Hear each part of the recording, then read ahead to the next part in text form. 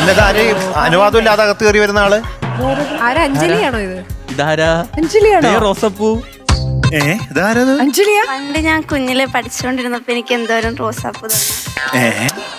ഒന്നും പറയില്ലേ? അപ്പൊ ഞാൻ ഒരെണ്ണം തന്നില്ലെങ്കിൽ അത് മോശമല്ലേ?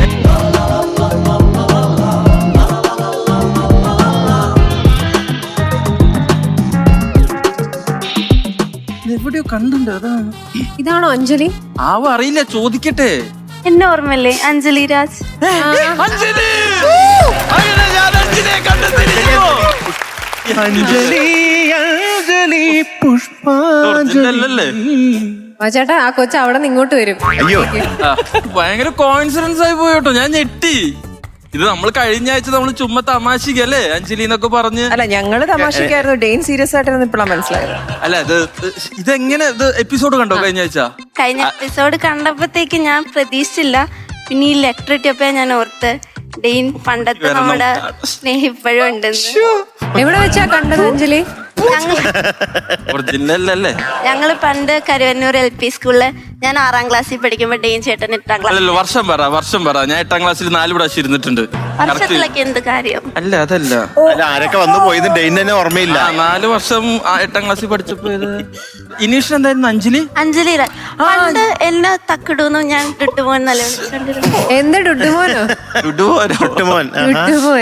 ടുണ്ടുമോൻ എഴുതിയ കത്താണോ ഇത്? ആണോ? അതെ.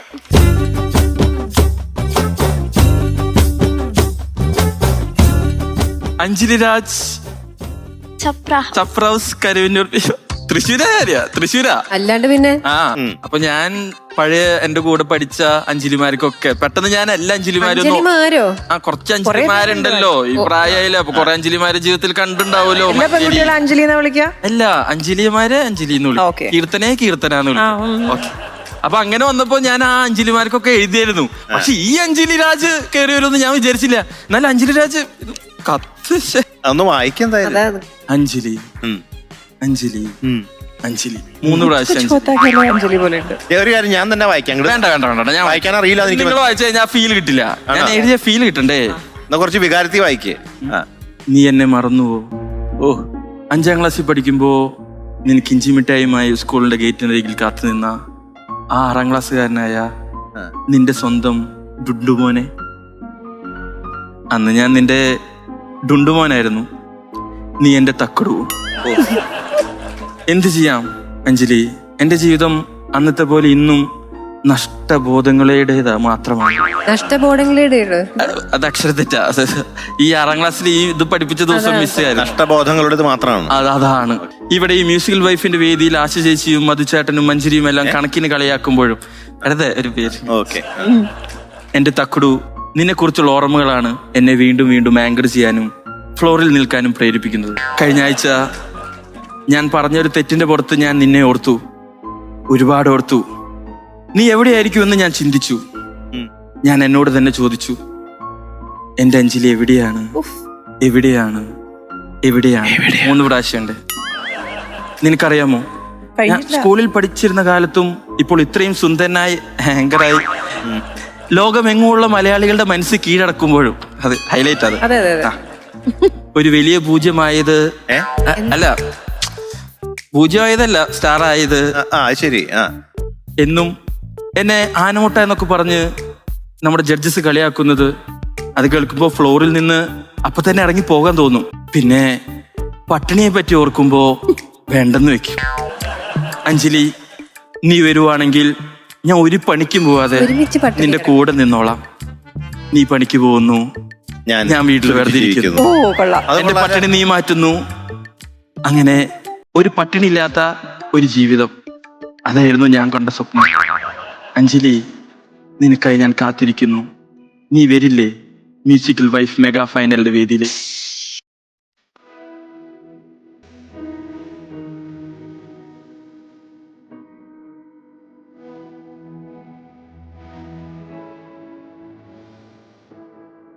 എന്റെ ഉള്ളിലെ ആ ഒരു കലാകാരൻ പണ്ട് എപ്പോഴും ഉറങ്ങിപ്പോയതായിരുന്നു. പക്ഷെ എന്തോ കഴിഞ്ഞ ആഴ്ച അഞ്ജലിയെ പറ്റി പറഞ്ഞപ്പോൾ അഞ്ജലിയുടെ ഒരുപാട് സ്മരണകൾ എന്നിലേക്ക് വന്നു. അഞ്ജലി അഞ്ജലി എങ്ങും അഞ്ജലി മാത്രം. പക്ഷെ ആ കത്ത് എഴുതി അഞ്ജലി രാജ് കയറി വരുന്നത് ഞാൻ ചിന്തിച്ചില്ല. അപ്പൊ അത് വേറെ അഞ്ജലി ആയിരുന്നു. കുറെ അഞ്ജലിമാരെ പരിചയപ്പെട്ടിരുന്നു. എല്ലാ അഞ്ജലിമാർക്കും ഞാൻ ഫോട്ടോസ്റ്റാറ്റ് എടുത്ത് ഓ അയച്ചായിരുന്നു. അത് ശരി. ഏതെങ്കിലും അഞ്ജലി വരാണെങ്കിലോ എന്ന് വിചാരിച്ചു. പക്ഷെ ഈ ഇതൊക്കെ അഞ്ജലി കേട്ടിട്ട് ഈ അഞ്ജലിക്ക് എന്താ തോന്നണത്? ഞാൻ ഈ ലെറ്റർ വായിച്ചപ്പോ പണ്ട് അഞ്ജലി ആ മുടി